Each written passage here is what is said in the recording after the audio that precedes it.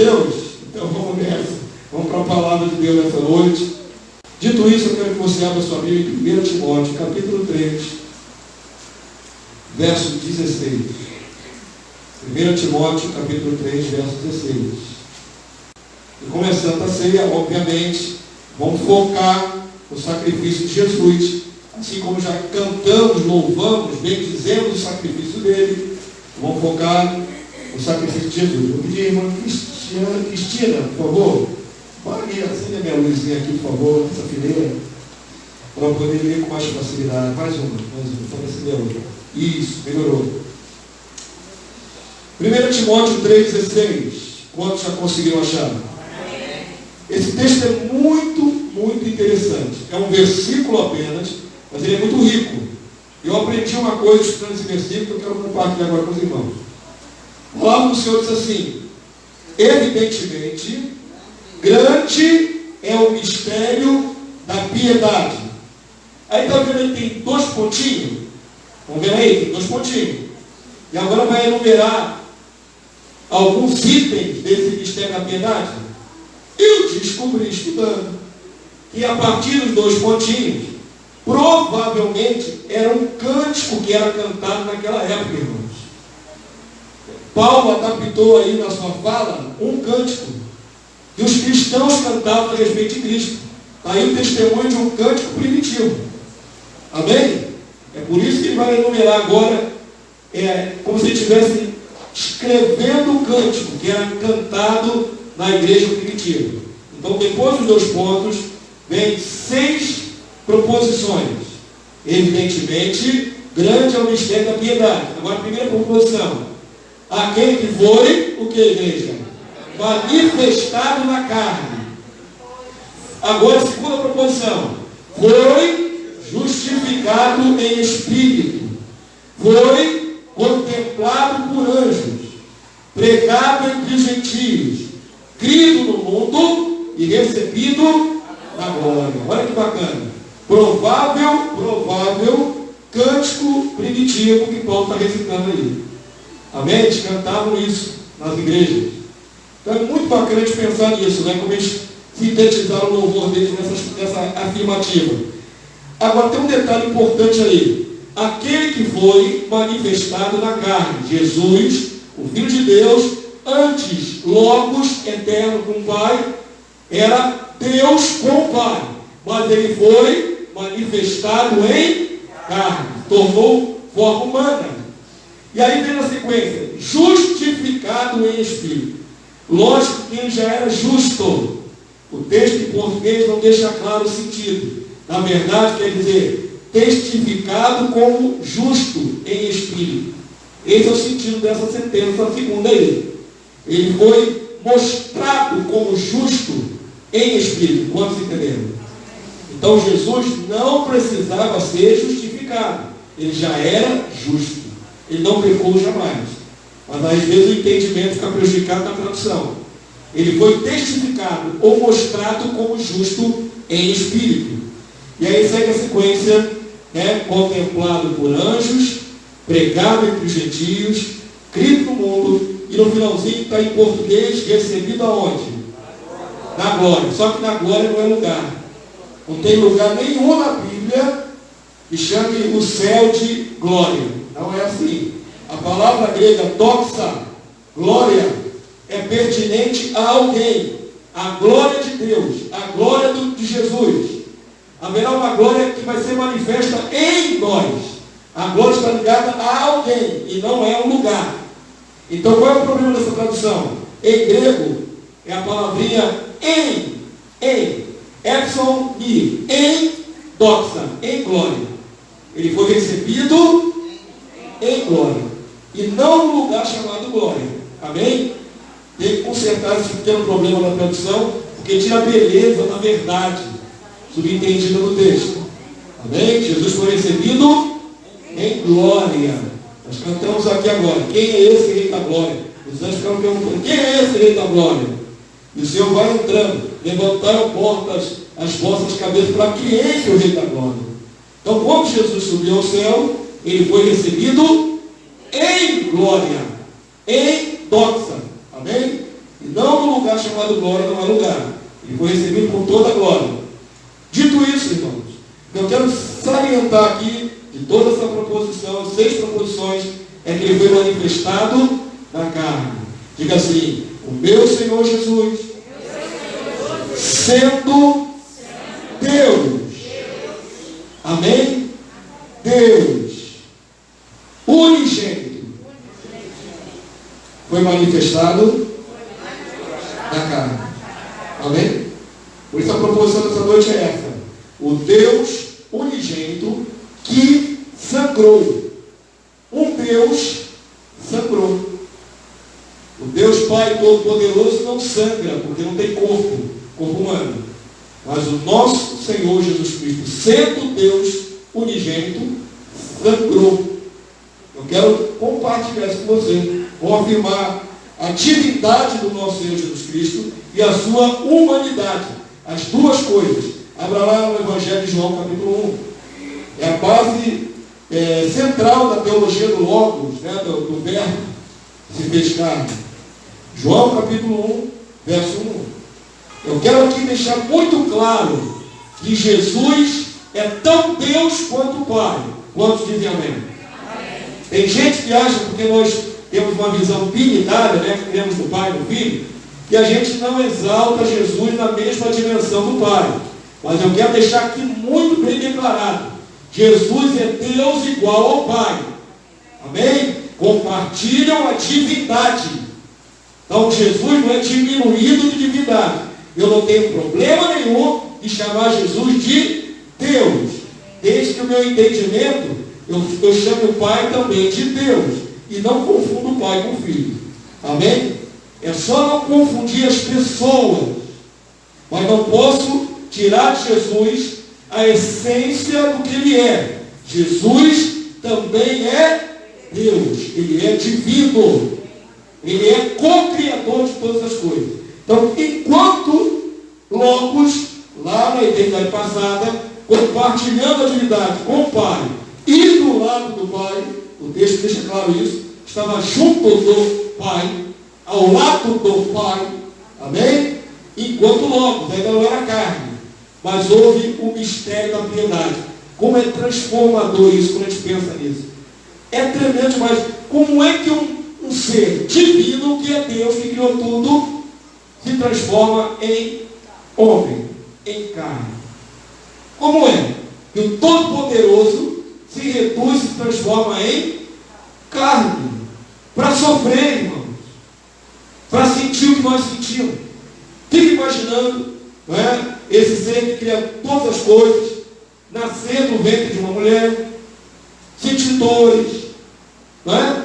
Desde pequenininho talvez, bebezinho, fome, sede, frio.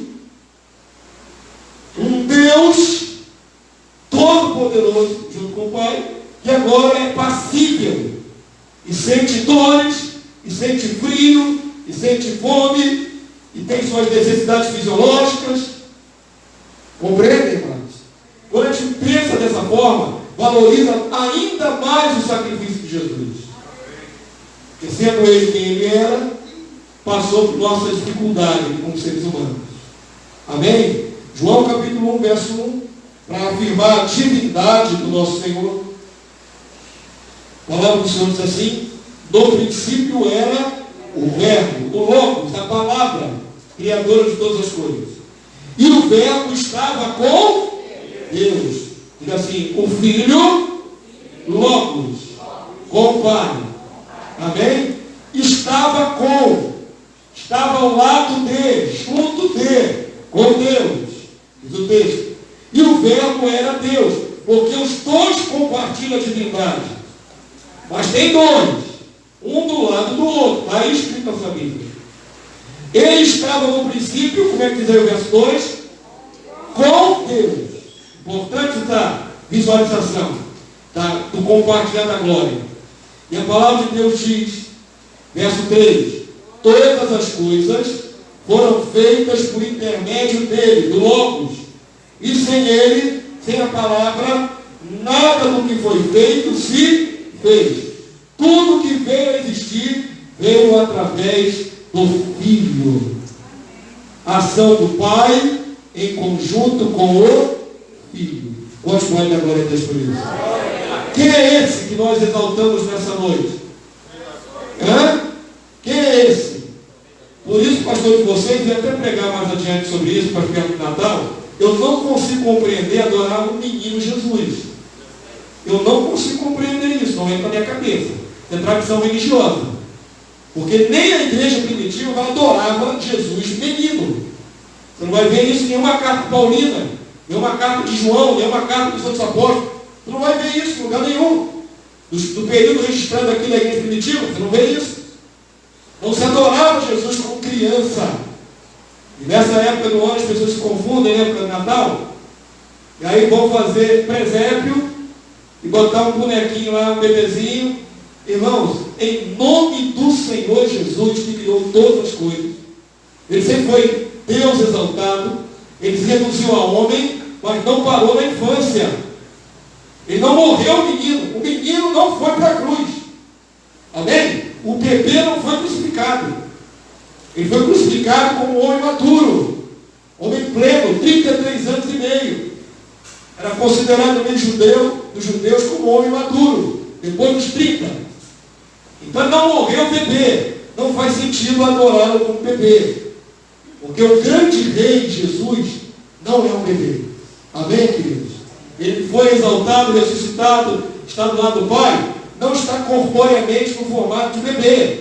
Então, por favor, não faça presépio. Isso é preservado. Amém, irmãos? Vamos sério. Outra coisa que não faça é homenagem ao Papai Noel. Papai Noel é doente, é invenção, irmão, é demônio. Tá? Vou falar bem claro aqui, para gravar. Papai Noel é demônio. Aí vou ter que coragem de dizer amém. Aí chega no Natal, aparece um monte de gente na rede social, com um chapéuzinho para Papai Noel. Pelo amor de santo Deus, irmão. Papai Noel é igual o coelho da Páscoa. É invenção, é fantasia. Pelo amor de Deus, pessoas que são maduras na verdade, não pode. Daqui a pouco tem Papai Noel e ou se é Papai Noel com a orelha pontuda, doente. Pelo amor de Deus, irmão, não ensine isso para os seus filhos. Amém? O nosso Senhor Jesus criou todas as coisas como Logos. Então ele era poderoso como Deus, antes de encarnar. No verso 14, o mesmo João 1 diz: e o verbo se fez carne, esse é o mistério, e habitou entre nós, cheio de graça e de quê, irmãos? De verdade. Jesus só pode ser adorado na verdade. Não pode associar nenhuma mentira, nenhuma fábula a Jesus. Ele tem que ser adorado em verdade. E o texto diz: e vimos a sua glória, glória como o quê? O unigênito do Pai. Verso 18. Agora tem que você ler em voz alta toda a igreja. Vamos lá, é uma chave de entendimento. Verso 18. Ninguém jamais viu a Deus. Diga assim: ninguém jamais viu o Pai. Amém? Ninguém pode contemplar o Pai.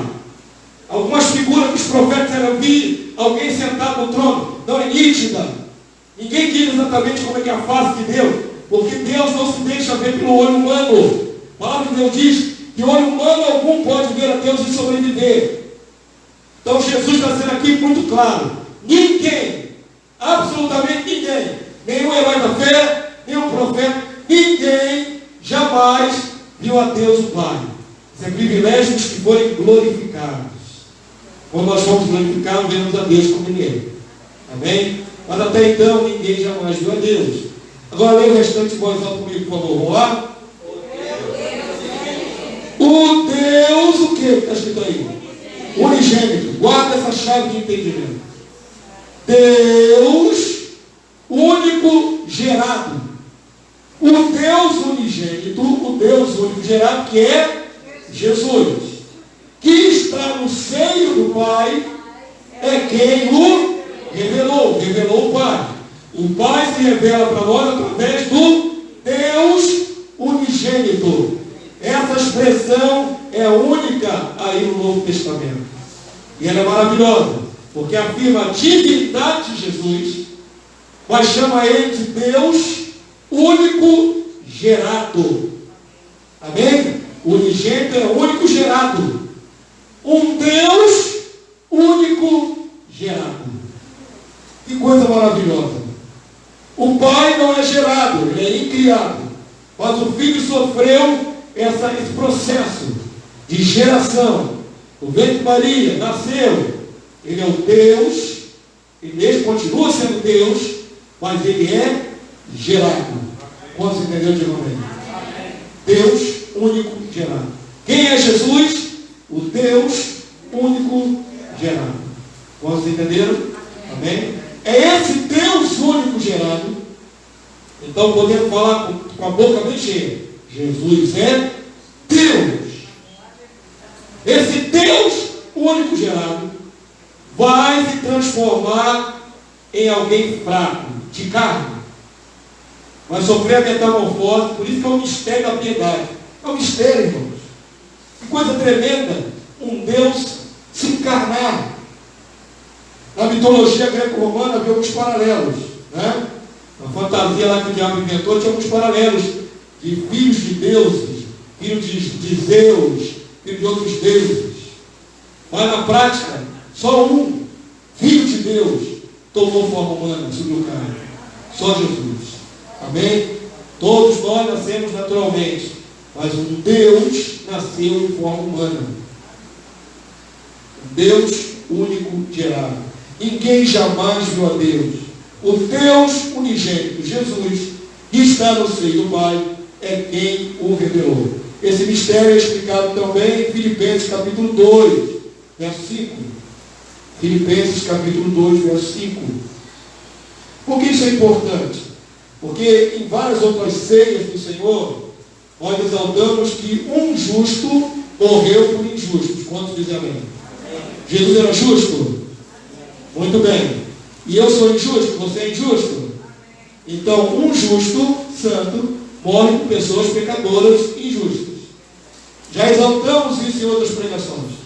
Também já dissemos que na qualidade de rei ungido, Messias, Cristo, rei ungido, um rei morreu pelos seus súditos.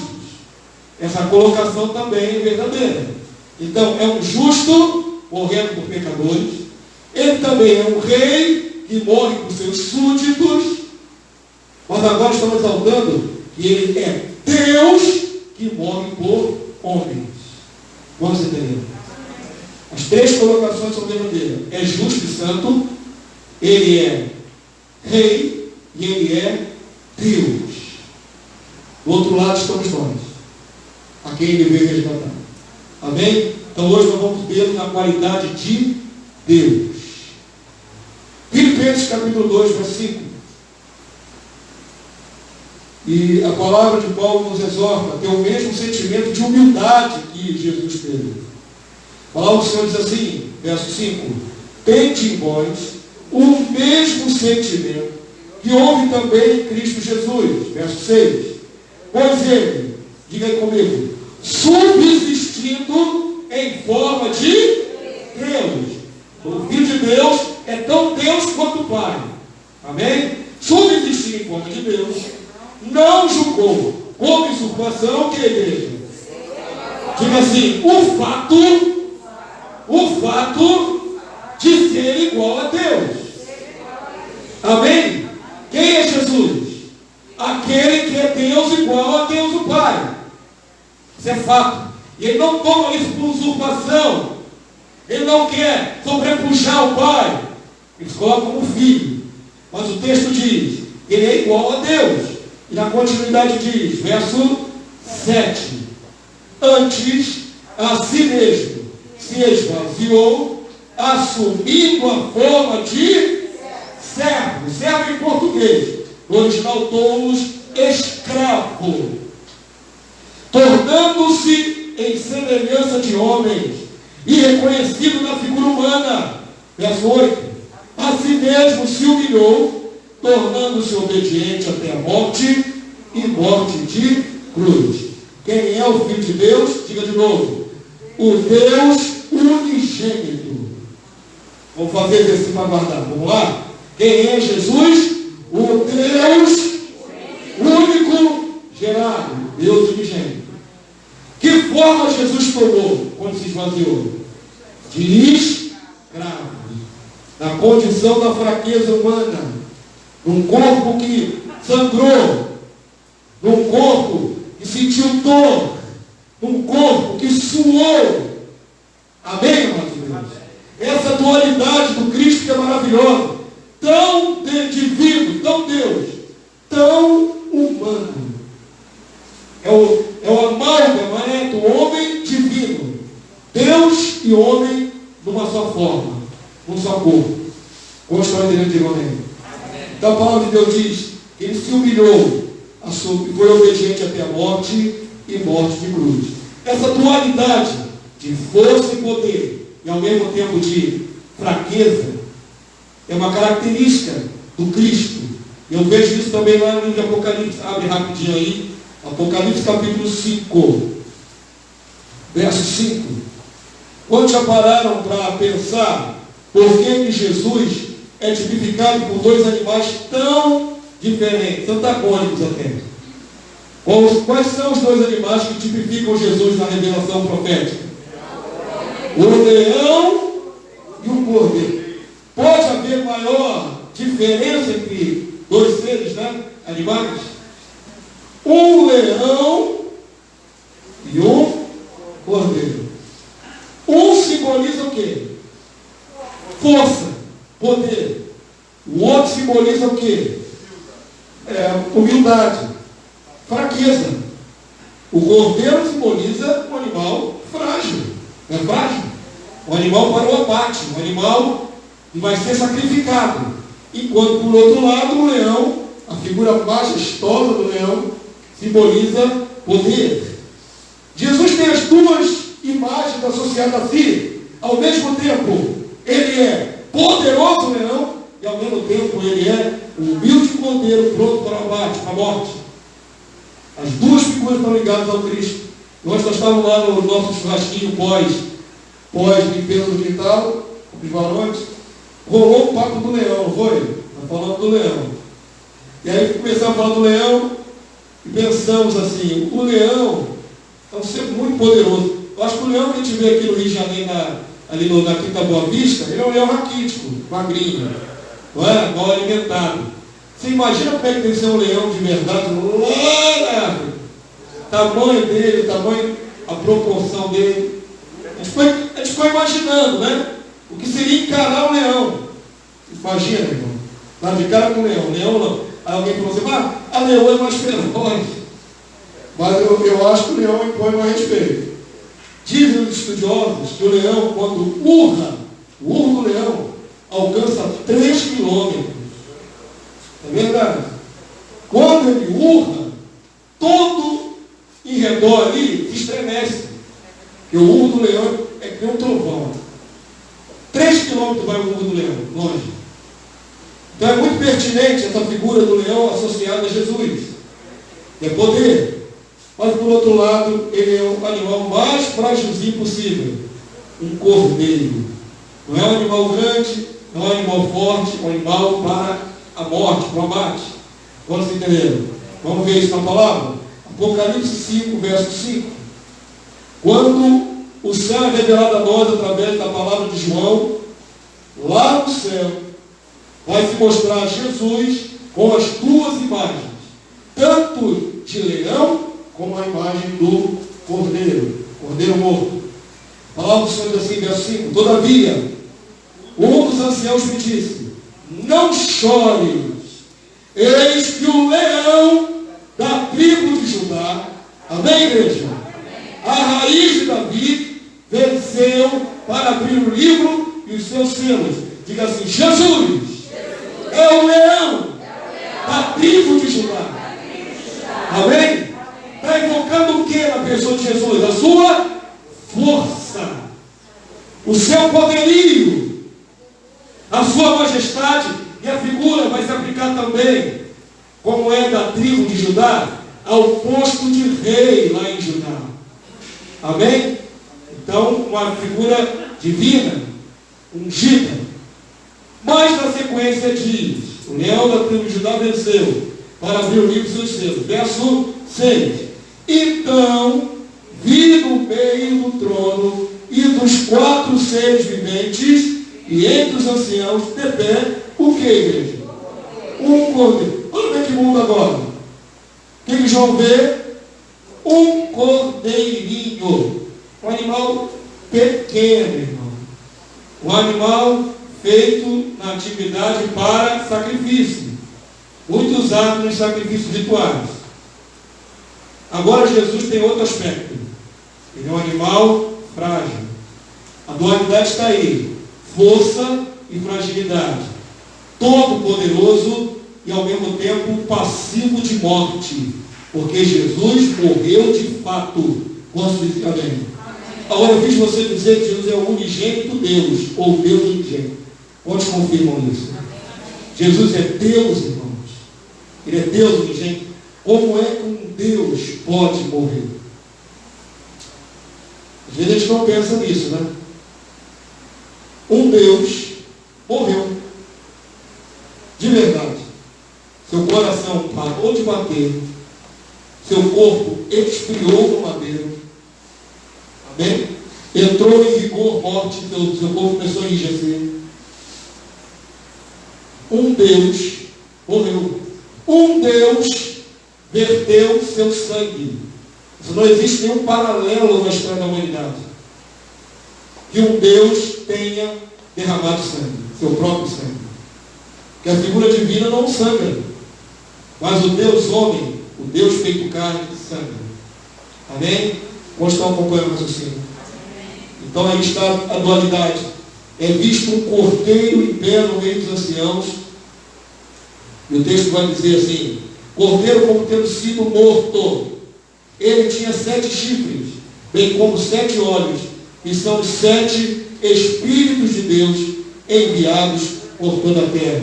Se eu pudesse, eu mostraria uma imagem para você aqui, do que João viu. O cordeiro tinha aspecto de ter sido assassinado. Então diz aí que ele parecia que tinha sido morto. Ele foi morto. Amém?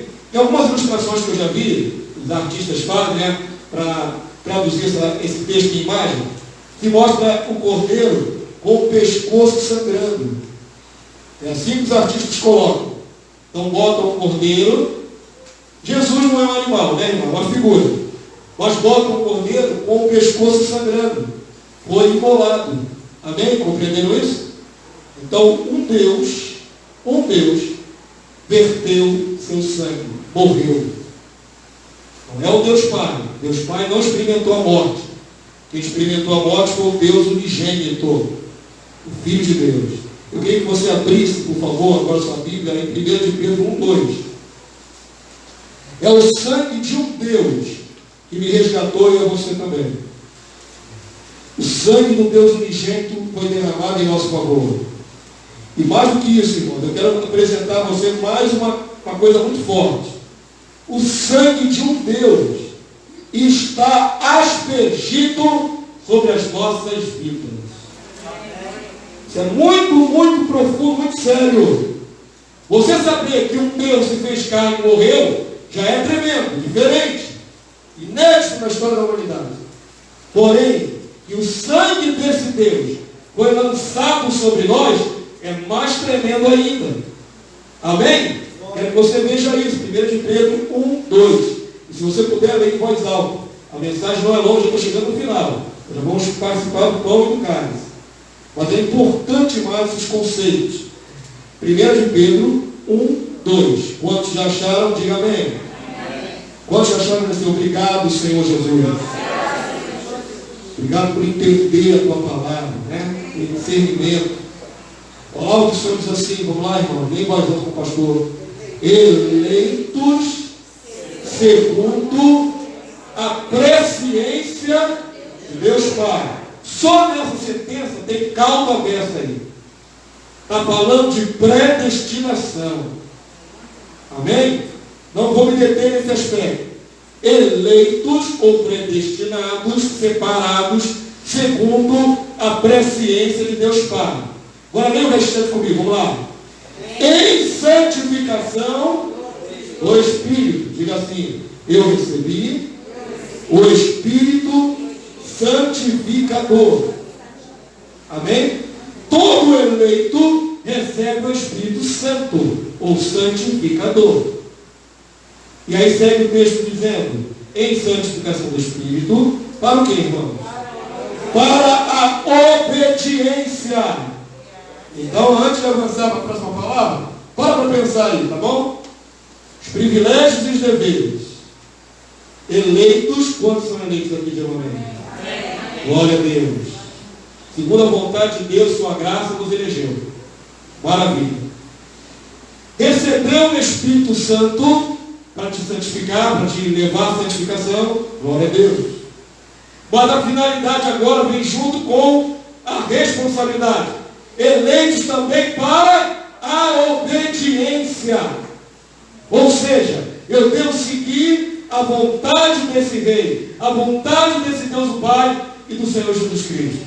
Fomos eleitos para isso. O livro de Hebreus diz que Ele é Salvador daqueles que lhe obedecem. Porque o próprio Filho obedeceu ao Pai. A obediência não é apenas mais um quesito da nossa caminhada. A obediência é indispensável para a caminhada. Amém? Porque tem muita gente que é de Cristo, mas não obedece a Cristo. Tem muita gente que é de Jesus, mas não faz aquilo que Ele está mandando. Então nós somos eleitos para receber o Espírito Santo, mas também para a obediência. Agora completa o texto aí, que é onde entra o mistério maravilhoso revelado. Vamos lá? E o que, irmãos? E a aspersão, eu queria que você lesse em voz alta. E a aspersão do sangue de Jesus Cristo. Diga assim, o sangue do Deus unigênito foi aspergido sobre mim. Quantos podem glorificar o Senhor por isso? Aleluia. Aleluia. Se você entendeu que esse Deus junto com o Pai se esvazia, verte seu sangue, é o sangue de um Deus. Deus feito carne, mas é Deus. E é o sangue de um Deus cujo sangue foi aspergido sobre nós. Esse termo técnico, aspergir o sangue, talvez alguém não esteja entendendo a linguagem. No Antigo Testamento, quando Moisés fez a primeira tenda da congregação lá no deserto, Israel ajudou a construir aquela tenda, né, trouxe os materiais, né, para construir o primeiro templo no meio do deserto. Quando tudo estava concluído, foi morto alguns animais. Animais foram sacrificados. E foi recolhido pelo sacerdócio levítico o sangue dos animais. Sabe o que Moisés fez? Pegou uma vara, normalmente era isopo. Isopo é um tipo de planta. É como se fosse uma vassourinha, né? Como se fosse um molho de planta.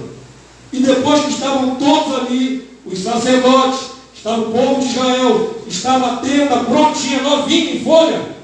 Pegou-se o sangue dos animais na bacia, pegou aquela vassourinha, que é o isopo, e bebeu o sangue, e a palavra de Deus diz, para firmar aliança com o povo de Israel, que foi aspergido sobre o povo. Ó, pegou aquele sangue, imagina uma cena marcante, irmão. Uma cena de, assim, meio chocante. Sangue de animal foi jogado, salpicado. Aspergir é salpicar sobre o povo. Então o povo de Israel, selando a primeira aliança, selou com sangue. Quantos dizem amém? A segunda aliança também tem uma aspersão, só que é a aspersão do sangue do cordeiro. A primeira aliança, sangue de animais, de bode, de carneiro. Mas o povo, irmão, saiu pingado de sangue. Compreende isso? A roupa do povo ficou com um salpico de sangue. Sangue literal. Sobre nós repousa um sangue sobrenatural. Nós não temos como averiguar a aspersão do sangue. Não é material. Eu não tenho o sangue de Jesus sobre mim, de maneira que eu possa vê-lo. Mas a palavra me garante que o sangue do Cordeiro está aspergido sobre mim e sobre toda a igreja. Amém, queridos? Nós estamos debaixo do sangue. Debaixo do sangue de um Deus que morre por homens. Um Deus verteu seu sangue por homens. E aí quando você tomar o pão e comer, não toma religiosamente como sempre, não. Para pensar. Medita naquele que, sendo Deus, já era justo, santo, era rei, e agora estamos exaltando a sua divindade. E era Deus. E ele morre por mim e por você. Eu não sou justo, eu não sou rei, e eu não tenho nada de divino. Mas um ser totalmente poderoso e divino morreu por mim e por você. É a esse Jesus que nós vamos exaltar nessa noite. É a Ele que nós vamos relembrar o sacrifício dele, os elementos da ceia. É debaixo desse sangue. Eu quero que você caminhe essa semana. Lembre-se. Amém? O sangue dele está sobre a tua vida. Amém. Então isso é muito importante, irmão, porque nós erramos. Eu erro, você erra. Não é? Eu vou ficar aqui desfiando o rosário, como diz na gíria aí, popular. Está falando, nós erramos, pecamos. Nós pecamos. Por pensamentos, palavras, atitudes, erramos de várias formas. Mesmo sem querer errar, erramos. Há uma natureza inclinada para o pecado. Nós erramos. Mas sabe o que vai fazer a diferença? Quando eu erro, quando você erra, você se lembra. O Espírito Santificador vai te trazer a memória. É para isso que o Espírito Santo veio, para nos lembrar todas as coisas que ele disse. Então você vai lembrar, eu errei, mas o sangue do Cordeiro me purifica de todo pecado. Eu errei, mas eu tenho o sangue de um Deus sobre mim. Eu sou salpicado do sangue dele. Nós dizemos amém. E esse sangue que foi aspergido sobre mim, me garante renovação, redenção, remissão dos pecados. Eu não vou pecar baseado no fato que você redimiu pelo sangue. Premeditação tem outra finalidade, irmão. Quando a gente premedita, um erro é diferente, viu? Aí a palavra de Deus diz que só resta juízo. Mas nossos erros involuntários, eles têm perdão, porque há um sangue justificador sobre as nossas cabeças. Quantos estão entendendo esse conceito? Abra sua Bíblia aí, por favor, por último. Vamos ver a continuidade aí. Estava em 1 Pedro, verso 2, né? No mesmo capítulo de 1 Pedro, mesmo capítulo 1 de 1 Pedro, avança para o verso 17. Nem muda de livro, nem de capítulo. 1 Pedro 1, 2 diz que nós estamos debaixo da aspersão do sangue de Jesus. E no verso 17 do mesmo capítulo, vamos trazer maior consciência. Vamos lá. Ora, se invocais como Pai aquele que sem acepção de pessoas julga segundo as obras de cada um, aí há uma advertência. Amém? Portai-vos com temor durante o tempo da vossa peregrinação. Essa jornada que nós estamos vivendo agora da vida é o tempo da nossa peregrinação sobre a terra dos viventes. Portai-vos com temor, porque Deus não vai mudar o seu juízo por causa dos nossos erros. Ou se arrepende ou não se arrepende. Eu falei que erro premeditado Deus nem perdoa. Tem alguns pecados que Deus nem perdoa. Então preste atenção. Portai-vos com temor durante o tempo da vossa peregrinação, verso 18. Sabendo que não foi mediante coisas corruptíveis, como prata ou ouro, que fostes resgatados do vosso fútil, vazio, sem valor procedimento, que vossos pais vos legaram. Verso 19. Leia comigo mais alto, por favor, toda a igreja. Mas, pelo precioso sangue, como de cordeiro sem defeito e sem mácula, o sangue de Cristo. Diga assim, o sangue do Deus unigênito, o sangue do Filho de Deus, o sangue do justo, o sangue do Rei. Amém, com o santo. Vamos comprar com que sangue? Jesus Cristo. Toda essa qualidade, esse poder todo. E a palavra vai completar. Sangue de Cristo, verso 20. Completa aí comigo. Conhecido com efeito antes da fundação do mundo, como Deus Logos. Como é que ele era conhecido antes da fundação do mundo? Logos. Logos da vida, Logos Zoé. O Logos que criou todas as coisas junto com o Pai. Porém, o mistério da piedade é que esse Logos conhecido na eternidade assume carne humana, se esvazia. Conhecido antes da fundação do mundo como Logos. Porém, manifestado no fim dos tempos, ou seja, a partir dele é contagem regressiva até o fim de tudo, por amor de vós. Qual é o mistério da piedade? Que um Deus se humaniza por amor de mim e de você. Amém?